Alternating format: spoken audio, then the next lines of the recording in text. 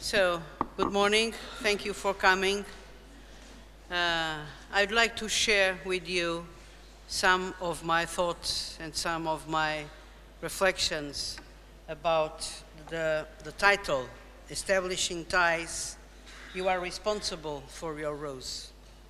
And we will find in a few moments why this title. But allow me to begin with a false introduction. I have lived all my life in the service of individuals, studying their strengths, the meanings and forms, and trying to teach the secrets of psychology to my students. I've learned that nothing in our relationships should be less taken for granted, in particular, at this moment in the history. I have learned more from reading the classics and famous writers on the substance of the human life than from hundreds or thousands of reports of scientific articles. I'm sorry, but that's the way I think. I've learned about the limits of some illusions. For example, the futility of total accuracy, of absolute quantification, of complete knowledge. I believed that human experience is always more rich than any interpretations.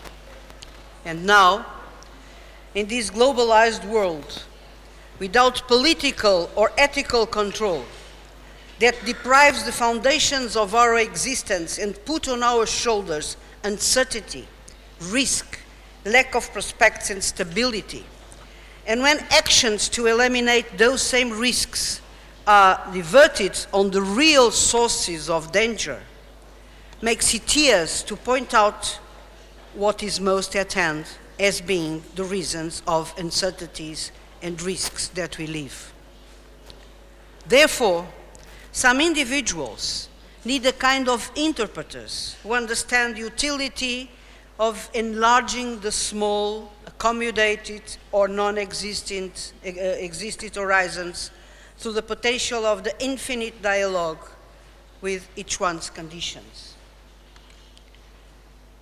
Be useful to an individual, developing one's ability for entertaining different perceptions of the world and incorporating others' individuals' perspectives on specific challenge may be viewed as an invitation to expand our own perceptions. The main goal of dialogue, of counseling dialogue, is to achieve coherence considering the individual identity, self-concept and agency, but also to integrate events from the past and present and put them into the perspective of future. So I invited you in an approach that I think it will be under development during long time, and it probably will never be complete. That's to qualify a dialogue from where counselor and counselee develop together a partnership where the counselor must be aware of an obligation to support and participate in another individual's process, or in other words, create something together. And for that, I evoke one of the most widely read books in the history of Western culture, Le Petit Prince, The Little Prince, by Antoine de Saint-Exupéry. And in it, I will highlight the dialogue between the little prince and the fox, which begins with an impossibility of a relationship between the two creatures that are not known, one that is in their own environment, the fox, and the other that comes from another world, the little prince. "Come and play with me," proposed the little prince. "I am so unhappy." "I cannot play with you," the fox said. "I am not tamed." So, the impossibility to establish a relationship is based on two main arguments. One, of the non-existence of an effective tie or connection between them, and the other is simple. They do not belong to the same world or to the same planet. "Hey, "Please excuse me," said the little prince. But after some thought, he added, "What does that mean, tame?" "You don't live here," said the fox. And therefore, they do not have the same cultural allusions with the little prince, while the little prince in a strange world was in search of people, detecting in his way some identity ties, or something or someone to play with him, as usual in a human child. The fox fled from these same people because they use guns to hunt, and to hunt chickens, and by inference to hunt foxes. And the fox consequently, in a sort of primary syllogism, wondered if that child, being human, would not also be, I think it is implicit, in search of chickens and fox to hunt. "What is that you are looking for?" "I'm looking for man," said the little prince. "What does that mean, tame?" "Man," said the fox. "They have guns and they hunt. It is very disturbing. They also raise chickens. These are their only interests. Are you looking for chickens?" But, of course, in his childhood purity, which contrasted with the knowledge and the world held by the fox, characterized by the use of cunning, acquired by the experience of life, as a survival technique, of course, the little prince guaranteed it that what he was looking for was friends, thus not making distinction between people and animals. And it was only then, after the little prince used the word friends, the fox decided to answer the question insistently asked by the prince. What does that mean, tame? Who did not know the concept tame, of course, and in this case, of its absence, argument invoked by the fox in order not to play with the little prince. And the act of playing, here I assumed as the playful act, but also the act of two persons or two objects to articulate each other to obtain an harmonious result. It is only possible between people who are bound by some common ties, and these ties, in a large, comprehensive way, are also affective, something that people tend to neglect. No, said the little prince, I'm looking for friends. What does that mean, tame? It is an act too often neglected, said the fox. It means establishing ties. And the fox continues, ties allow two people to become unique to each other while maintaining their own identity. The fox will always be a fox, and the little prince will always be a human, because it's the only way they can found to be happy. To establish ties. Just that, said the fox. To me, you are still nothing more than a little boy who is just like 100,000 other little boys. And I have no need of you. And you, on your part, have no need of me. To you, I am nothing more than a fox like 100,000 other foxes. But if you tame me, then we shall need each other. To me, you will be unique in all the world. To you, I shall be unique in all the world.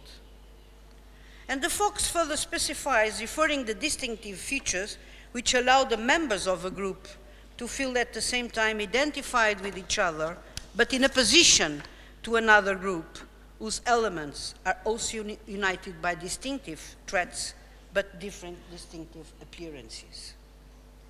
And please listen carefully. I hunt chickens. Men hunt me. All the chickens are just alike, and all the men are just alike. But if you tame me, it will be as if the sun come to shine on my life. And then look, you see the grain fields down yonder? I do not eat bread. Wheat is of no use to me. The wheat fields have nothing to say to me. And that is said. But you have hair that is the color of the gold. this, how wonderful that will be when you have tamed me.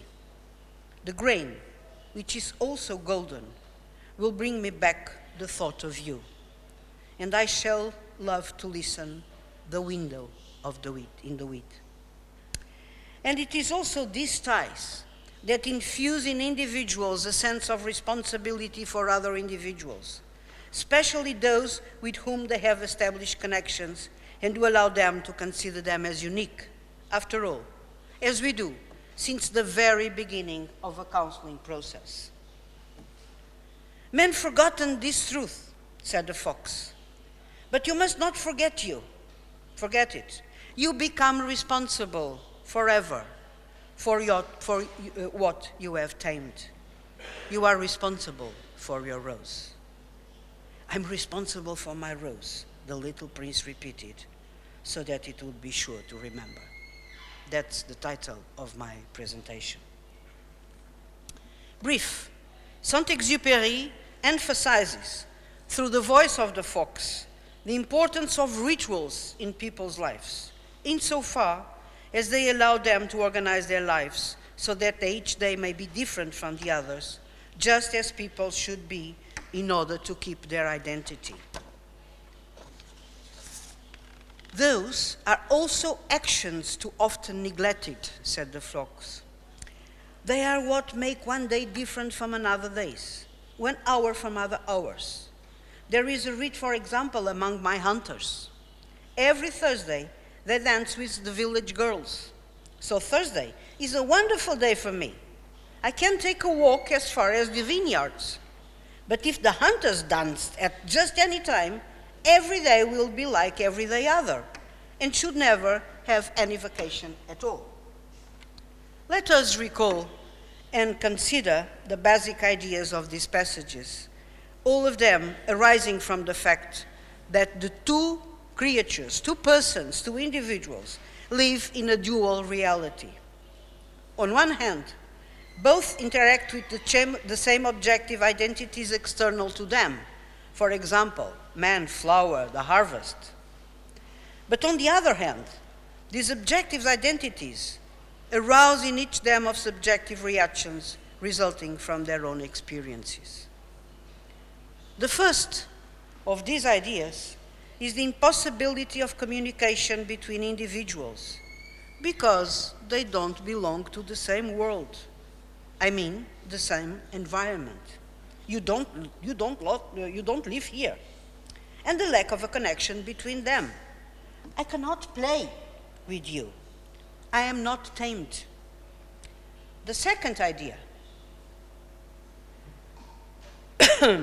is that the two individuals have different cultural references. For the little prince, men are potential friends, while for the fox, men are fox hunters and hands. The third idea to be retained is the importance of knowledge, where held by the fox, and the need to reach it, embodied in the little prince who asks questions. The fourth idea is clear.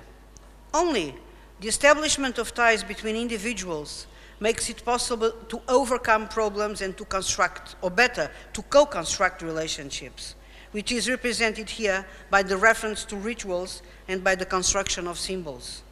The yellow fields, which produce the bread that the fox does not need, will remember, however, in a situation of absence, the blonde hair of the prince. And finally, the fifth idea, the responsibility of the individual before the collective as a result of the establishment of ties.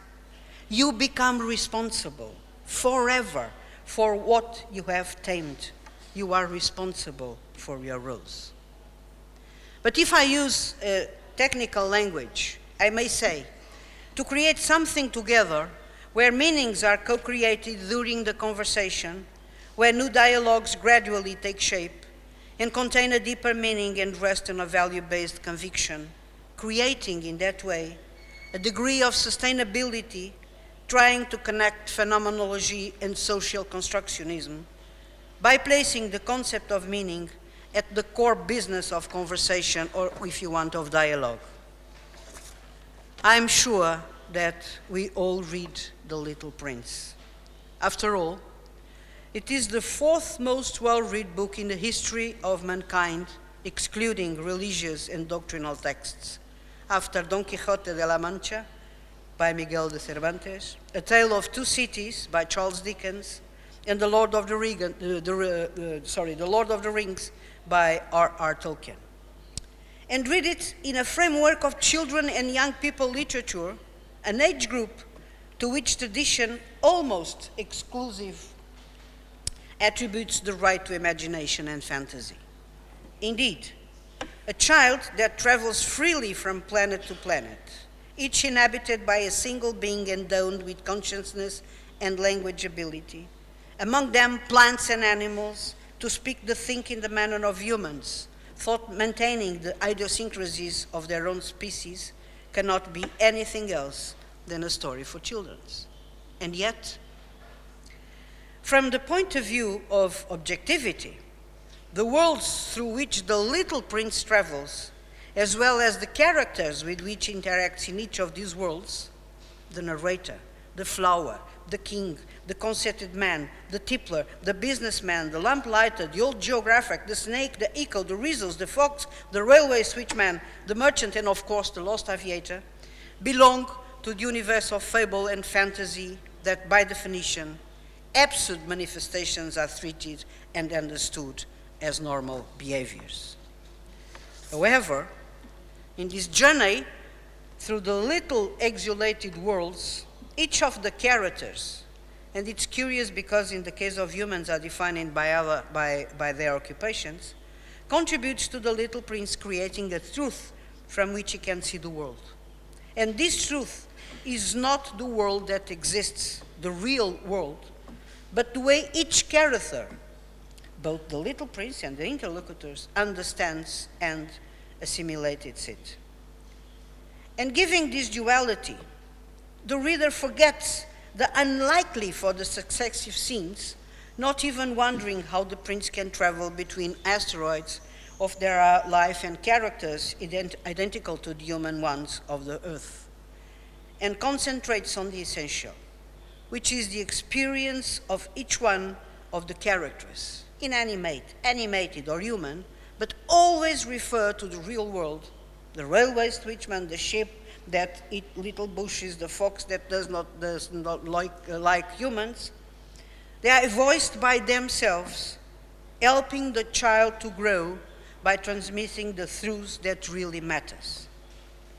I think that we could find here echoes of Husserl's phenomenology and his ideas about communication. The dialogue is, by definition, an act of communication. For Husserl, interpreted by a Polish professor, communication motivates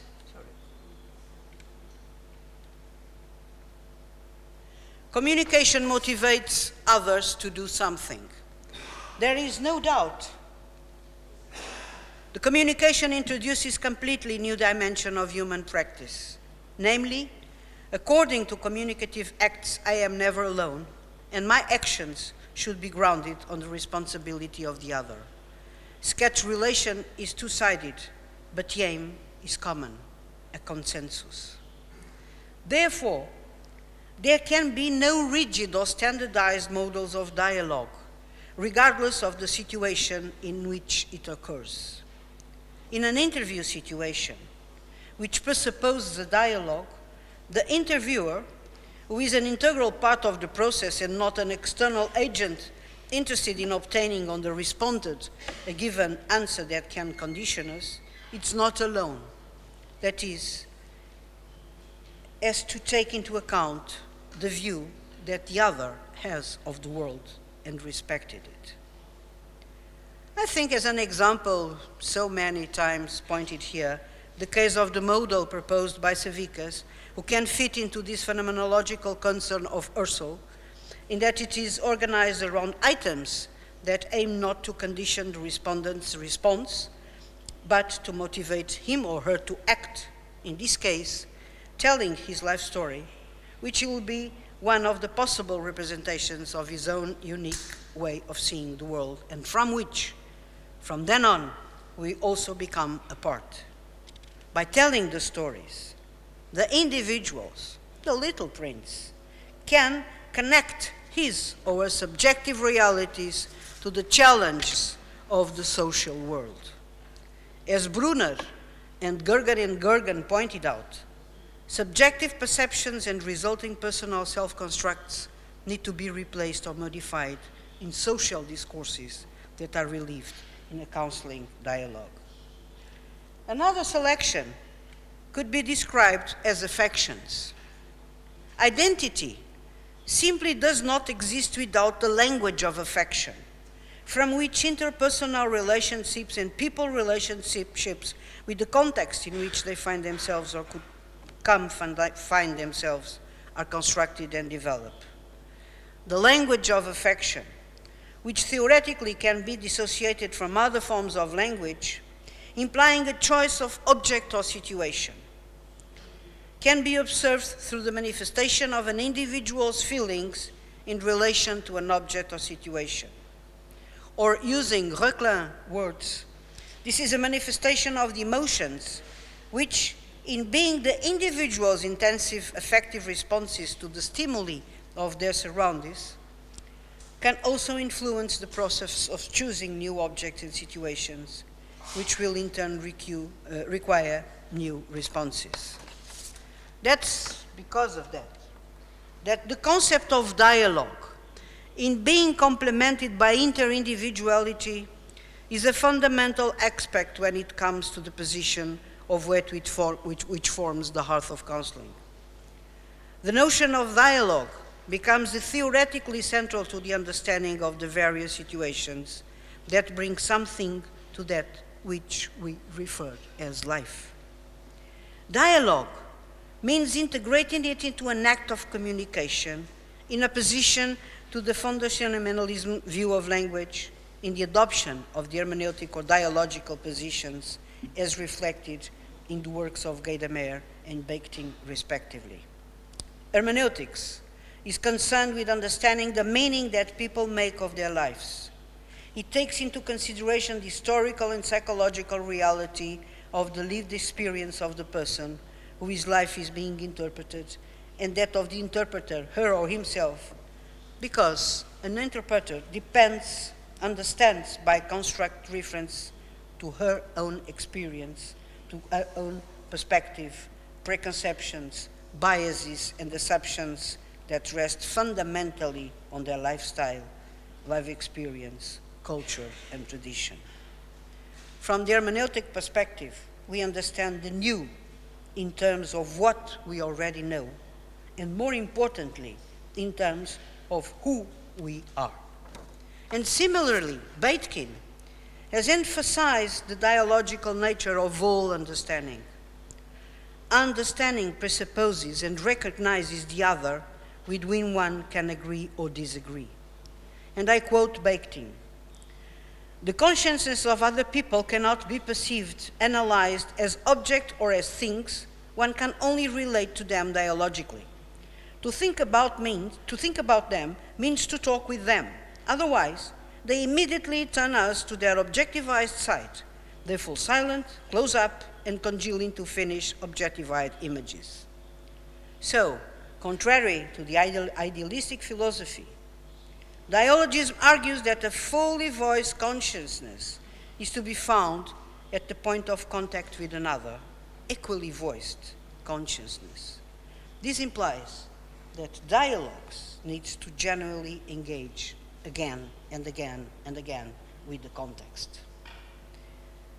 And I'm beginning to conclude. Are we capable to close the gate and getting out from a technocratic perspective of knowledge and take new roads, which means pay attention to the new emerging perspectives other than the traditional way to face individual or collective problems, and also highlight the importance of individual differences, as we know, the older of us remember clearly, opposed to the uniformization which led us during the machine age of the 20th century to the mechanization of behaviors as if all individuals were copies of a lost original. The reality of globalization, the concurrent worldwide competitiveness, impose a shift on intercultural research towards an integrative background to both common and regional competencies to achieve added value and usefulness of researcher.